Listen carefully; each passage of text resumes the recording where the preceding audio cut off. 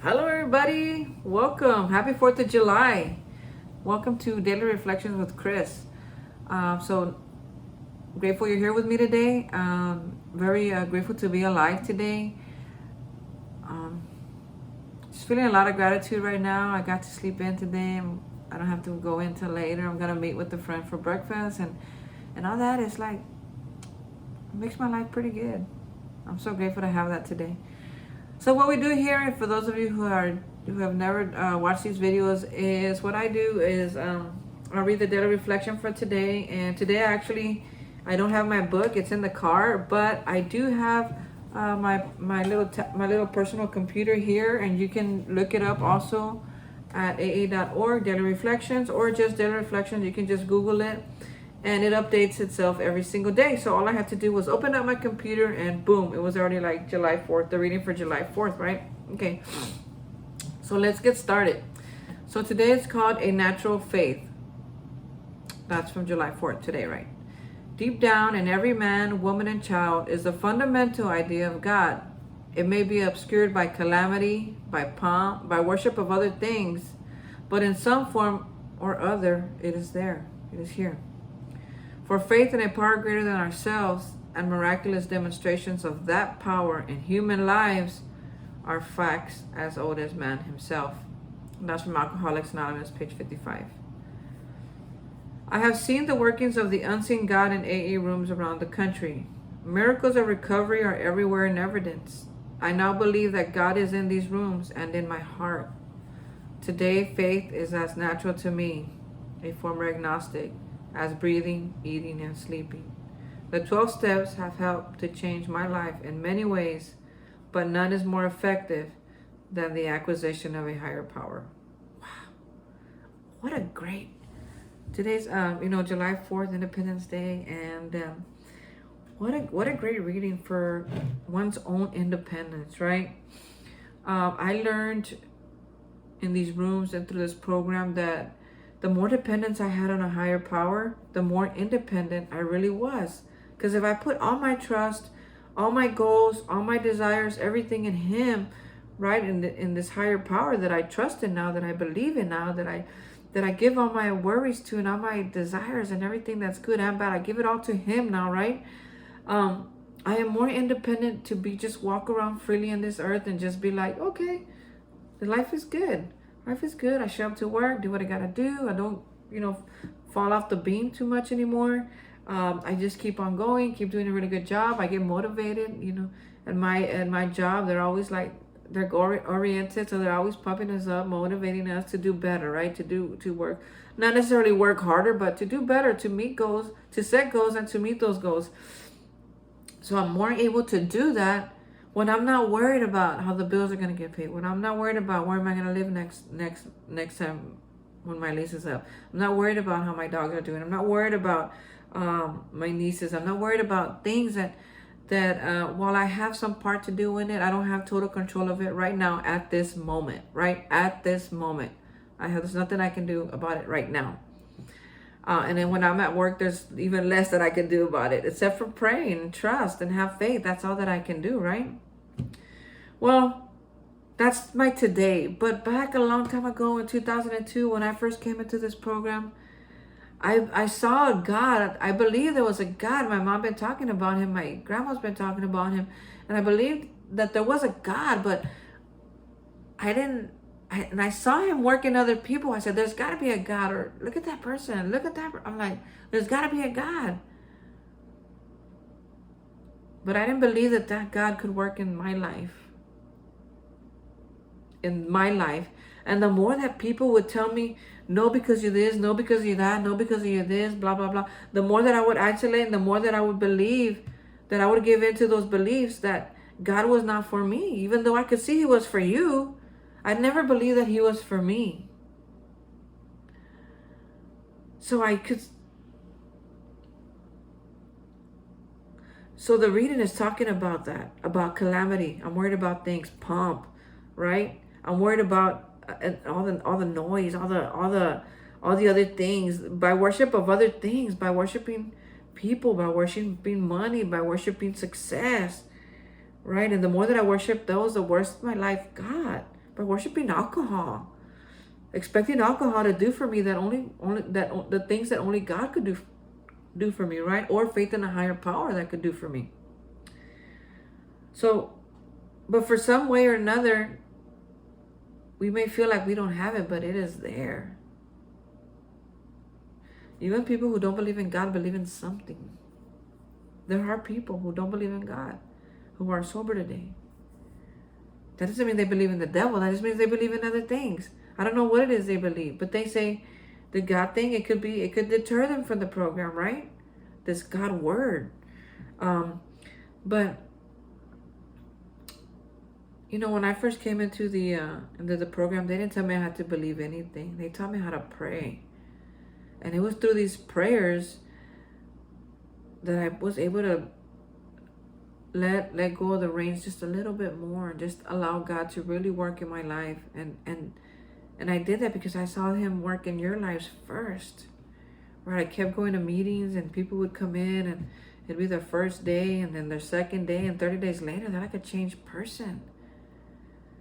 And I was still the same, and I would ask myself, God, why am I still, what is the difference? Let me go ask those people, what are they doing today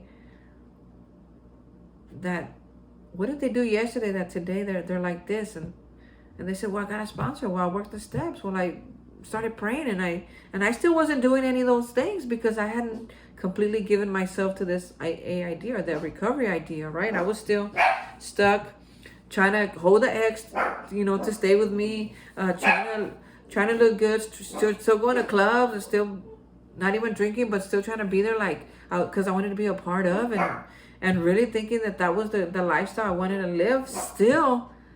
And then till finally I did it.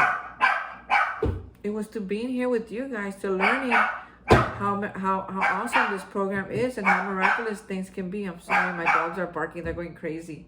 I open the blinds so they can see outside because they're looky-loos. They love to look at everything that's going on.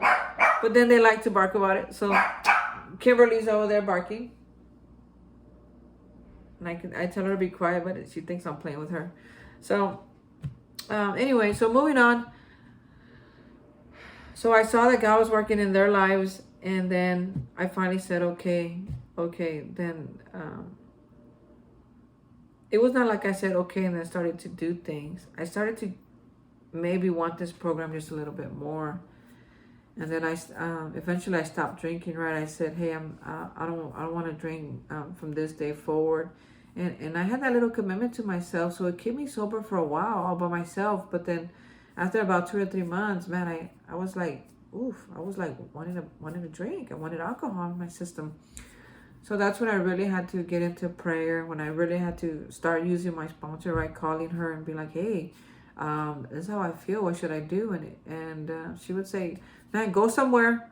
Go to the club. If the club's closed, go somewhere. Go help somebody. Go to HEB, help somebody, help an old lady. Just be of service to somebody or something. Find something to do. Has nothing to do with you. That's out of yourself, right?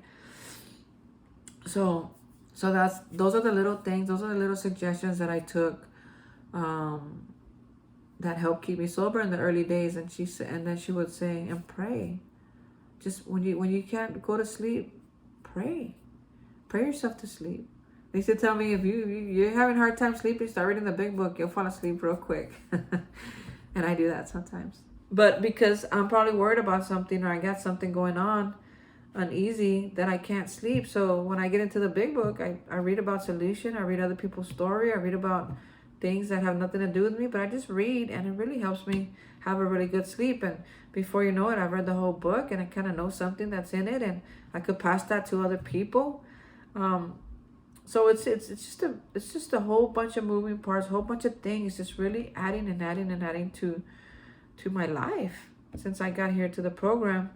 And me being able to, get God from where he was way out there and be able to invite him into my life little by little through the steps. And the more that I did that step by step, I felt like he just got closer and closer, because I was more willing to call on him, to ask him for things, to tell him how I felt, to ask him, what can I do for him today, right? This is about, it's not just about not drinking, man. It's about recovery from this lifestyle that we didn't know how to do life. I didn't know how to do life till I came into recovery, and then little by little I started learning what it takes to build relationships with other people.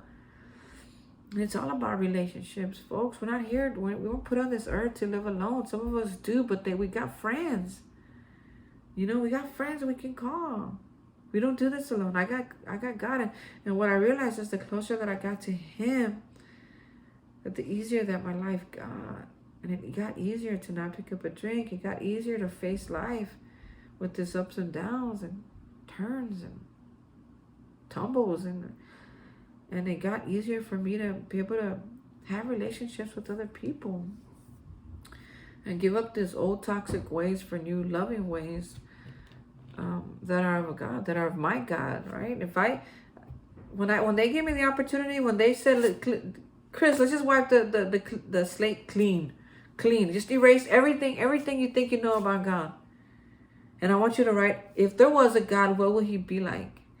And when I was able to write those things, and man, I don't want a God that's going to judge me. I don't want a God that's not going to love gay people. I don't want a God that's going to chastise me every time I make a mistake. I don't want a God that's going to leave me, that's going to cancel me every time I make a wrong turn, or get in trouble at work, or get in late. I don't want that kind of God, right? So I don't want those kind of people in my life.